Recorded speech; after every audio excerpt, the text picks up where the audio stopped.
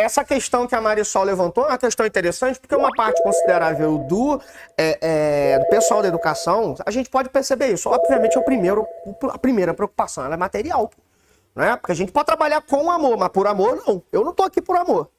Não tô mesmo, né? Mas se eu não tivesse nenhum outro tipo de ânimo, fosse só financeiro, talvez eu escolheria outra coisa, porque tem coisa que me paga melhor para estar aqui, né? Eu poderia estar fazendo.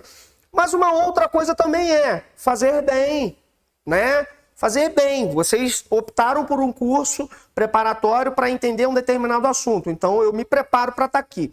No funcionalismo público, no serviço público, se o indivíduo ele não é remunerado, mas ele também não é estimulado a aprimorar o seu trabalho, lá na ponta vai dar merda, né? Aí a pessoa sai da educação, às vezes uma pessoa boa, né? Boa que eu digo não é boa índole não, um profissional bom, mas que ele não tem um encaminhamento profissional. Pode falar. Você quer falar? Pode falar.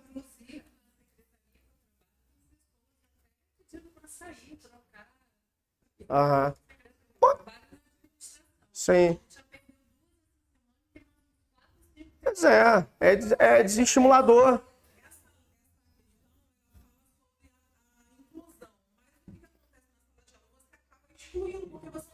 Sim.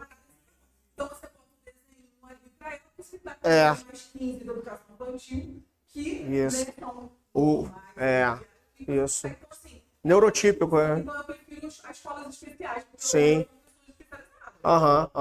Não, com certeza. Vai ter um nível em que a escola neurotípica, né, que oferece, ela não vai ter como aguentar esse rojão, né? Vai ter que ser feito de fato um encaminhamento para algum tipo de estabelecimento específico. Mas o trabalhador da escola pública, quando recebe, ele não tem a menor noção. E isso é triste, mas é verdade, né? Você não pega. E o... Então, como que você vai ficar sempre... tutelando, né? Vai estar sempre ali sobre a tutela. Claro, exato. Exato. Não gera autonomia, né? O tempo todo que eu estudei com algum aluno pelo Uhum. menos especial. E assim, durante o tempo todo, a gente percebe que assim, os professores não... A maior parte não. Ó, eu confidencio algo. Comecei a tomar mais preocupação quando busquei me especializar no assunto. Porque aí começou a me saltar os olhos, né? Porque eu faço uma pós-graduação em neuropsicopedagogia. Antes disso, eu não tinha essa preocupação de maneira objetiva. Admito, não tinha, né? Vinha o coordenador, tem que fazer uma prova adaptada para determinado aluno. Aí eu sentava e fazia, mandava. Ó, tem que mudar isso assim, assim, essa. Toda a prova tinha que mudar. Por quê? Porque da primeira vez eu não me sentia estimulado a aprender daquela maneira para nas próximas provas já mandar de maneira esquematizada, bonitinha. Não, agora não, eu tô aprendendo. Mas eu sou um no universo, né? Voltemos aqui, que senão a gente avança muito sem ter a base anterior, pelo menos para esse tema, né? Oferta de educação escolar para jovens e adultos. Aqui eu não preciso me aprofundar muito, que a gente já até falou um pouco sobre aquilo dali. Orientação e estímulo por todos os meios, a educação física, o qual será obrigatória, isso também é importante. E o educando por determinados momentos, o educador, ele acaba minimizando, inclusive o educador ele faz isso, tudo a respeito. Certamente alguém tem algum parente aqui que seja professor de educação física, né? Sem querer menosprezar, obviamente, esse tipo de trabalho. Aliás, muito pelo contrário, né? O ser humano, ele é um indivíduo integral, né? Se você concordar que exista alma, existe a alma. Mas não há como não concordar que exista corpo. Isso aí é um ponto pacífico, não tem divergência. Estamos todos aqui, acredito que todos em alguma plenitude do corpo, né? Com problemas como todo mundo tem. A questão é a seguinte, desde a fase mais tenra, né? A educação, ela é muito intelectualizada. Então, ela tenta quase que introjetar na cabeça do aluno o que as informações que são necessárias. Então, você chega lá, com um conhecimento de lugar comum, né? O senso comum, E ali você aprimora o que, de fato, todo o período de pesquisa e filosofia desenvolveram para a gente pegar e aprender. A escola é quase que você chega com a vacina, né? Anti-ignorância, né? E o corpo, ele fica deixado de lado. Só que a quantidade de problema social, administrativo, que é criado por conta do corpo, não é levado em consideração. Problemas de saúde, por exemplo. Você chega lá no Raul Sertã, tem uma série de indivíduos lá, obviamente, que não queriam estar lá, alguns talvez, por algum tipo de maluquice, né? Mas assim, a maior parte tá lá porque precisa, né? E aí você tem o inchaço, né, do serviço público de saúde. Por quê? Porque lá na base não foi introduzido critérios mínimos para o cara cuidar de si. Porque eu deve ter aí pelo menos uns 3 anos que eu não vou ao médico. Posso estar errado. Não, eu posso estar errado do ponto de vista da manutenção. Hein? Desculpa, deixa eu sair. Do ponto de vista da manutenção. De fato, o homem é meio, né, negligente com a saúde, né? 3 anos foi exagero, mas 2 anos e meio, pelo menos. Eu acho que eu surrupiei aí 6 meses. Mas eu, assim, pratico esportes, como relativamente bem, né? Eu não sinto a necessidade de ir, né? Se eu tinha, eu vou. Como já fui um usuário permanente lá do Raul Sertã, porque eu tenho problema de coluna, né? Por que eu tô fazendo esse link, gente? Isso aqui é uma digressão, eu tô saindo do tema, não, né? Como a educação pelo município, né? Pelo município, é desde a mais tenra idade, que se provoque esse tipo de estímulo, né? E é um paralelo muito, muito comum que eu faço quando eu dou essa aula, que é de alguns modelos educacionais, que não são perfeitos, têm problemas e não podem ser aplicados de maneira automática, mas que são interessantes, como, por exemplo, parte considerável do modelo educacional norte-americano, né? Lá anda muito juntinho, né? A cultura corpo, a cultura intelecto, né? Então você vê uma explosão de esportes, né? Isso, aí você vê torneios assim escolares. Semana passada, isso, antes do recesso, teve a Olimpíada da escola. Não foi um pai assistir o filho jogar. Não sei nem se poderia, mas acredito que ninguém seria barrado. Acredito eu. Tudo bem que cada um tem seus afazeres e aí, pô, peraí, né? Mas por aquele que poderia ter ido, talvez tenha decidido fazer outra coisa. Lá é muito comum isso, né? As criancinhas, elas vão participar dos torneios, aí você olha aquela penca de pai, né? Tirando foto, com orgulho da... E aí, o que você tem? Você tem um lugar que, com todos os problemas de saúde que tem nos Estados Unidos, até porque não tem SUS, né? Até porque lá não tem SUS. E americano passa perrengue com saúde lá, mas passaria mais ainda se não tivesse esse cuidado, né? Ainda que exista obesidade, McDonald's, Coca-Cola, barará, toda aquela cultura do consumo exagerado que vem de lá, né? Mas em contrapartida tem isso, e esse é um ponto importante, né? Acesso aos níveis mais elevados do ensino, pesquisa, criação artística, né? A arte, por vezes, também. Quando a gente vai estudar legislação de educação, né? É chamado de floreio por alguns, né? Mas saindo daqui todo mundo vai assistir sua novelinha, né? Vai ouvir a sua música. Ou seja, a arte e a cultura, ela tá o tempo inteiro nos expressando, né? Então, dentro da escola, a gente precisa ter esse tipo de ensino. Igualdade de condições de acesso e permanência são duas coisas diferentes, né? Igualdade de acesso não é só o acesso físico, né? Mas é não ser privilegiado por ser filho de alguém para entrar em tal escola, né? E ter a sua permanência garantida com acompanhamento psicológico, de saúde, de informação, né? Então, o acesso aqui ele não se dá única e exclusivamente ao aparelho, que é fundamental, inclusive, a gente tem uma parte da lei que fala sobre isso, né? Que é a do munícipe PCD. Então, por exemplo, eu trabalhei um tempo no comércio e observei esse tipo de mudança, pelo menos na Alberto Brown. Aí é mole, né, velho? Eu quero ver mudar lá conselheiro, Olaria, né? Presidente Vargas, né? Que é a acessibilidade das lojas. Aqui tava rolando multa, maluco. Se tu não fizesse a rampinha, tomava multa. Agora quero ver multar outros lugares, porque parece que só tem PCD ali, né? Eu acho que a população PCD do Brasil, do Friburgo mora na Alberto Brown, não é possível, né? Agora a Olaria não tem, né? Então o acesso ao que eu me refiro aqui é o acesso mas por conta da matrícula, porque é isonomia mesmo, tá? E aí eu sou bilionário, eu quero botar meu filho no Emílio Sarruf lá do Catarcione. Posso, eu não posso ter esse direito perdido, né?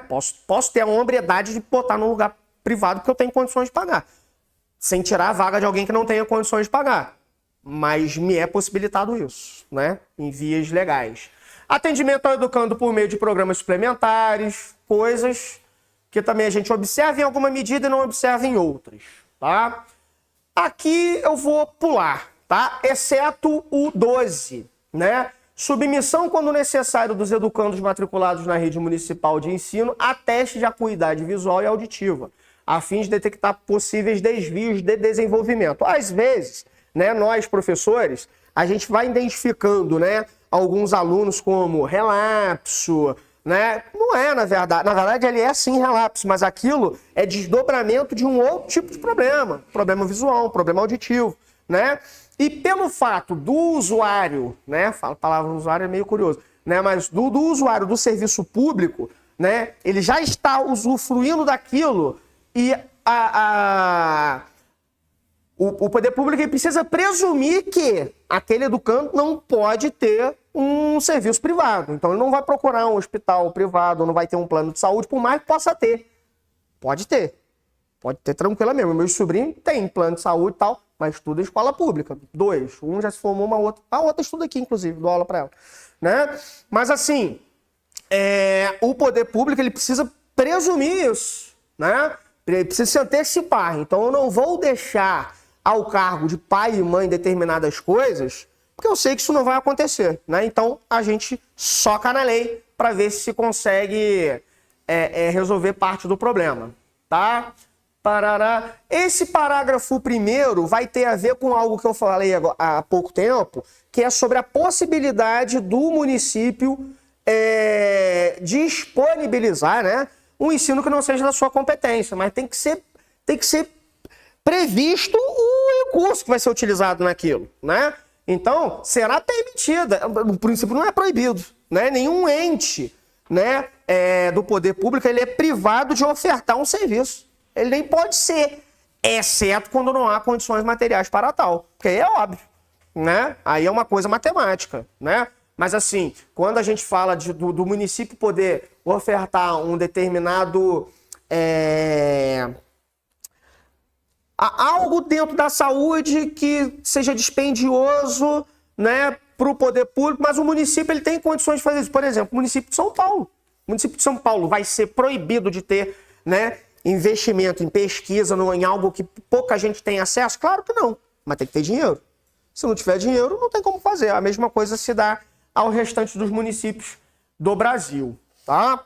Sigamos. Beleza, aqui a gente entra, né, numa fase mais criteriosa em termos de apontamento de idade, né? Então, ó, o município, no âmbito de suas competências, deverá primar para... Aí são metas educacionais, né? Gente, meta é aquilo que se almeja. Não há um cumprimento automático, tá? Não há isso aí. O poder público, caso ele não cumpra a meta, ele não pode ser necessariamente punido. Ele precisa oferecer dados o porquê que não foi cumprido. Algum tipo de deficiência aconteceu para poder melhorar a oferta do serviço para que a meta seja alcançada. Eu digo isso, inclusive, sendo membro do Conselho Municipal de Educação. Porque a gente trabalha em consonância, apesar de eu fazer parte pelo sindicato das escolas privadas, né? Então você pensa assim, Alex, então você é do sindicato das escolas privadas, faz parte do Conselho Municipal e do Fórum Municipal de Educação, mas a educação pública nessas fases iniciais é de competência do município. Sim, mas as privadas, elas não são livres para fazer o que elas quiserem. Elas também precisam o quê? Cumprir, né, com as etapas mínimas para alcançar as metas. Porque, por exemplo, o município no Friburgo, quando ele é avaliado educacionalmente, ele vai ser, sim, avaliado de acordo com os seus estudantes da rede pública, mas também da rede privada. Porque a rede privada ela precisa ser fiscalizada pelo poder público e vice-versa, né? E a gente também tem que olhar o cumprimento de meta do município. né? E aí, no inciso primeiro, toda criança esteja plenamente alfabetizada. Toda criança. Você vê que isso é uma meta, gente. Isso não é uma obrigatoriedade. Tá? Então tem que estar alfabetizado. O que vem a ser a alfabetização, a gente pode debater em outro lugar, inclusive. Né? Aqui não cabe, porque aí vai ser aquela alfabetização meramente burocrática, na qual o indivíduo sai no 9º ano sem saber fazer uma interpretação, né, competente de um parágrafo de um livro, né? Mas ele sabe que o Santa Bernadette está passando. Ah, o Santa Bernadette, aí pega, faz sinal, né? Sabe fazer conta, soma. Então,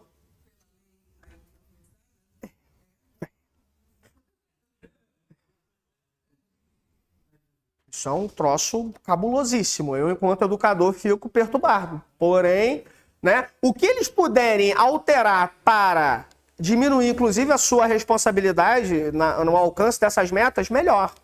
Né? Não vou dizer aqui que houve uma piora na educação, nem uma melhora, mas eu sei sim que alguns critérios são mudados para que governos sejam melhores avaliados. Né? Tanto de municípios, quanto de estados, quanto da própria União. Tá? Aí, ó, leitura, escrita e matemática, porque de fato, gente, não há possibilidade de alguém ser bom em biologia sem saber ler e escrever. Não há a menor possibilidade disso, né? Ah, não, Alex, mas o meu tio, ele vive lá em Salinas, ele entende de planta melhor do que quem estuda biologia. Não é isso, meu filho. Não é a isso que a gente tá, né? Que nós estamos nos referindo. Infelizmente, a chance dele ser uma autoridade, por exemplo, na elaboração de uma vacina é mínima, né? Para não dizer inexistente, para não chamar de nula, né? Então não é que mas aí que tá, o saber tradicional, ele é importante. Ele é importante, mas ele na ponta da pesquisa científica, né, ele vai ter um valor reduzido sim, né? Porque vai ser a pesquisa, né, dos grandes centros que a gente vai ter acesso. Até os 8 anos de idade ou até o final do 2º ano do ensino fundamental. Todas as crianças e todos os adolescentes compreendidos entre 4 e 15 estejam matriculados e frequentando a escola ou tenham concluído o ensino fundamental, né, até o 9º ano. Todos os educandos, sob sua responsabilidade, aprendam o que é adequado para o seu ano. O que é isso, né? Nós temos os parâmetros nacionais curriculares e a base, né, nacional curricular comum. O que vem a ser isso? Tá?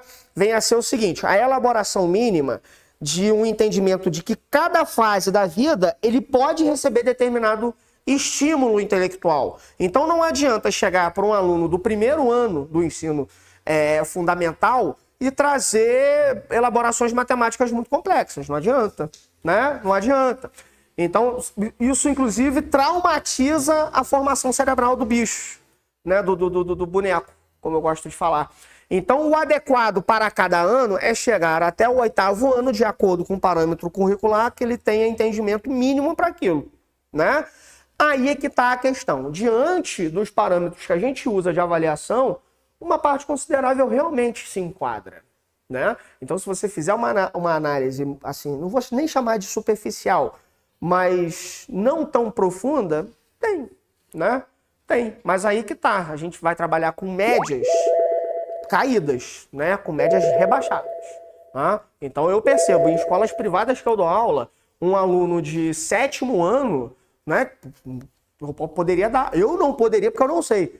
Mas ele entenderia se eu desse aula em inglês, né? Então, assim, um nível, né, de educação superior, né? E aí a gente, infelizmente, vai para algumas escolas públicas e não vai observar isso. É culpa do educador? Não objetivamente. É culpa de todo um complexo. Porque pegar e culpar um só profissional é mole, né? Olha lá, o professor burro lá. Sem querer ser corporativo, porque não sou. Sei que a nossa classe deveria se unir muito mais do que se une. Fala.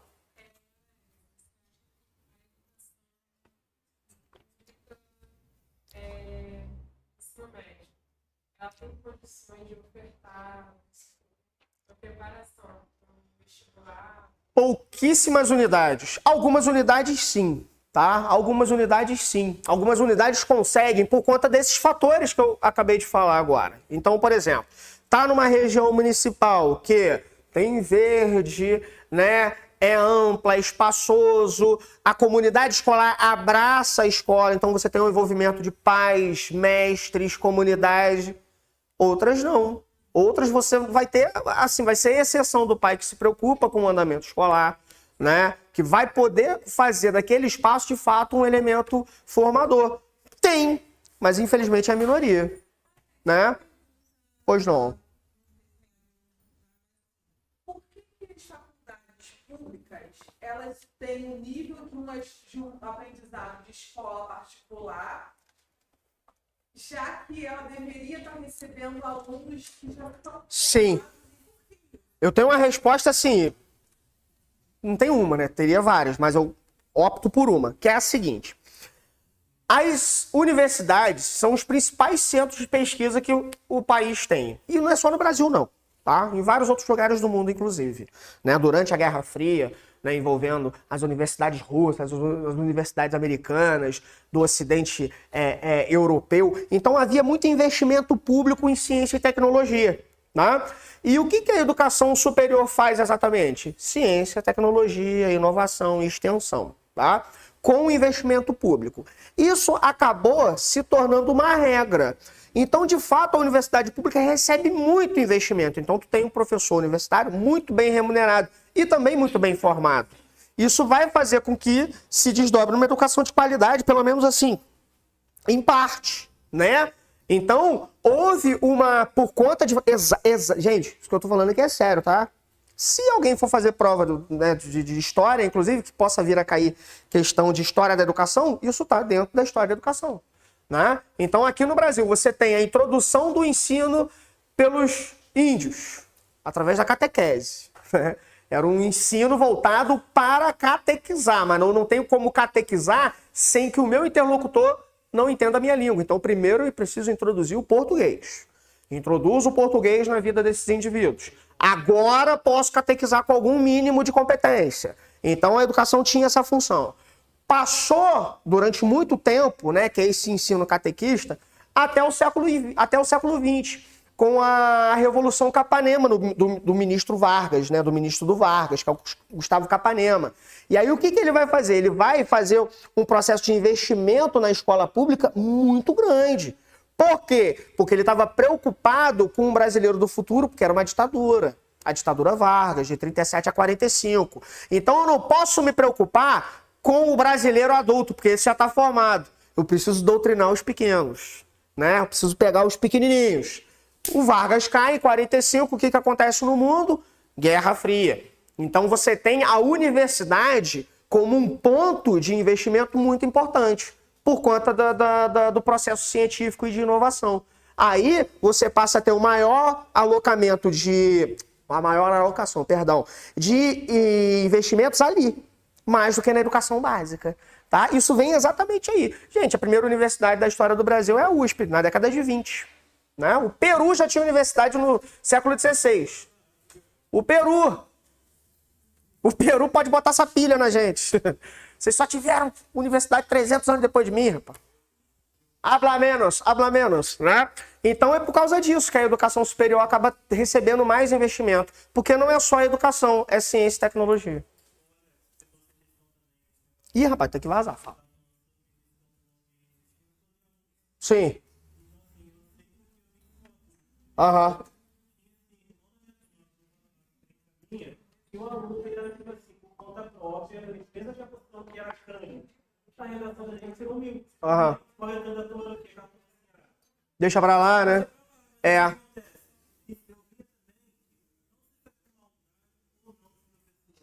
ele é ensinado por si próprio. Uhum.